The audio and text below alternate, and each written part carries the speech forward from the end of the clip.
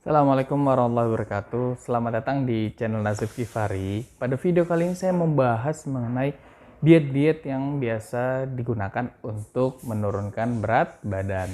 Jika video ini bermanfaat, jangan lupa di like, komen, dan juga di subscribe sehingga Anda tidak tertinggal informasi mengenai gizi, kesehatan, dan juga kebugaran.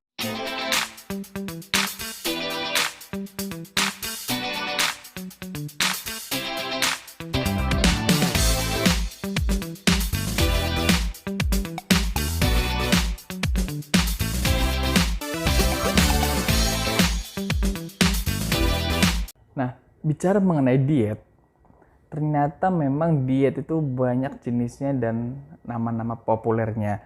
Namun, secara definisi, kita harus memahami bahwa yang namanya diet adalah pengaturan pola makan, bukan tidak makan. Kalau tidak makan itu namanya diet.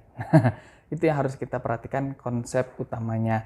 Nah, ternyata ada 4 diet secara teori dan juga konsep yang sering digunakan untuk menurunkan berat badan. Yang pertama adalah diet low kalori, yang kedua adalah low carbohydrate, yang ketiga adalah low fat, yang keempat adalah very low calorie.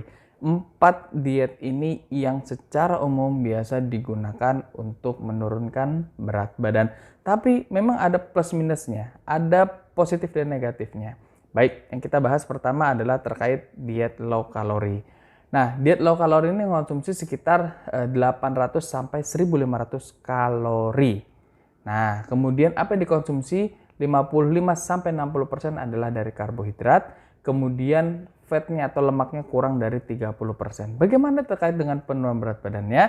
Itu sekitar 10% dari range 3 sampai 12 bulan atau setahun ya, hampir ya. Tapi memang ini yang diet secara umum digunakan untuk menurunkan berat badan. Tapi tidak hanya berat badan, ternyata hasil studi ketika menggunakan diet low kalori ini, perbaikan profil lipid, tekanan darah, dan lain-lain. Tapi kelemahan dari diet ini adalah kadang-kadang kita nggak sabar. Membuat tidak sabar sehingga yang harusnya konsisten dan komitmen menjalani, tapi tidak terlaksana dengan baik. Itu yang pertama. Yang kedua adalah mengenai low carbohydrate. Nah, tentu kita semua memahami. Terkadang kita menyalahkan karbohidrat ketika kita mau menjalani suatu diet gitu ya. Nah, kalau kita bicara mengenai low carbohydrate, dikonsumsinya kalori kita sekitar 1000 sampai 1500 kalori dan karbohidrat yang dikonsumsi adalah tidak banyak, 60 sampai 150 gram atau kurang dari 60 gram kalau kita sebut very low carbohydrate. Nah, tentu ini juga ada side effect-nya atau hal yang harus diperhatikan, terutama kita sebut dengan ketosis. Nah, ini juga karena karbohidrat adalah zat gizi yang paling cepat digunakan untuk kita beraktivitas. Salahnya adalah sumber karbohidrat yang kadang-kadang kita berlebihan. Tentu pemilihan jenis karbohidrat itu harus disesuaikan dengan tujuan dan juga pola makan dan juga meal plan. Nah, itu yang harus kita perhatikan adalah yang kedua terkait low carbohydrate. Yang ketiga adalah low fat. Nah, low fat ini konsumsi juga sekitar 1000 sampai 1500 kalori. Kemudian yang di lemak dikonsumsi adalah sekitar 20 sampai 25%. Nah, tentu ini dikit banget ya, tapi juga harus diperhatikan penurunan ataupun hal yang mungkin terjadi. Nah, ketika penurunan ini sekitar ya 5% dari berat badan kita akan turun, tapi juga ada yang harus kita perhatikan. Lemak itu adalah membuat makanan itu jadi enak, namun dengan diet low fat ini terkadang membuat makanan itu tidak enak atau tidak lezat gitu ya. Nah, yang terakhir adalah very low calorie diet. Nah, ini diet-diet yang mungkin kita sebut dengan penurunannya lebih cepat, namun harus diperhatikan. Bagaimana dengan kalorinya? Yang dikonsumsi kalorinya sekitar hanya 200 sampai 800 kalori. Bisa dibayangkan kan, hanya segitu dikitnya. Kemudian karbohidratnya di range 55 sampai 60%. Kemudian fatnya adalah kurang dari 30% atau lemaknya. Tapi juga ada side effect-nya. terutama bagi kesehatan kita. Pertama terkait dengan keseimbangan hormon, elektrolit kita, kemudian hal-hal yang mekanisme dalam tubuh.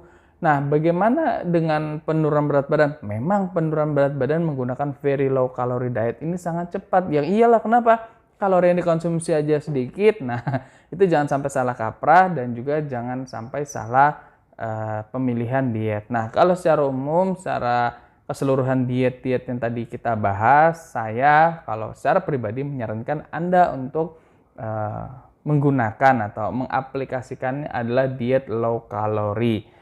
Nah, kenapa? Karena ini secara komprehensif, secara perlahan, dan juga achieve-nya jelas. Nggak usah ikutan diet-diet berbagai macam populer, kan ada nama-namanya ya. Tapi yang jelas bukan namanya, tapi secara konsep yang namanya low calorie, berapa kalorinya, berapa karbohidratnya, berapa lemaknya, sama yang tadi kita bahas di video awal. Nah, itu beberapa hal yang harus Anda perhatikan ketika ingin menjalani suatu diet atau pengaturan pola makan. Sekali lagi, diet itu adalah pengaturan pola makan, bukan tidak makan. Kalau tidak makan namanya diet, dan penurunan berat badan ini yang bagus adalah dilakukan secara perlahan. Sekarang jawab jujur, berat badan Anda nambah 10 kilo, itu pasti dalam 1 tahun kan, atau bertahun-tahun. Adilkah ketika kita menurunkan 10 kilo dalam 1 minggu atau dalam 2 minggu? Kasihan tubuh kita. Nah, itu yang harus menjadi perhatian. Dan sekali lagi adalah diet itu sifatnya jangka panjang dan harapan saya adalah menjadi gaya hidup kita semua. Pola makannya dan juga yang harus diperhatikan adalah dengan waktunya, jenisnya, dan lain-lain. Ini beberapa tips yang harus kita perhatikan dalam pemilihan diet. Semoga video ini bermanfaat dan jangan lupa di like, komen, dan juga di subscribe jika video ini bermanfaat. Terima kasih, sampai jumpa di video selanjutnya. Bye-bye.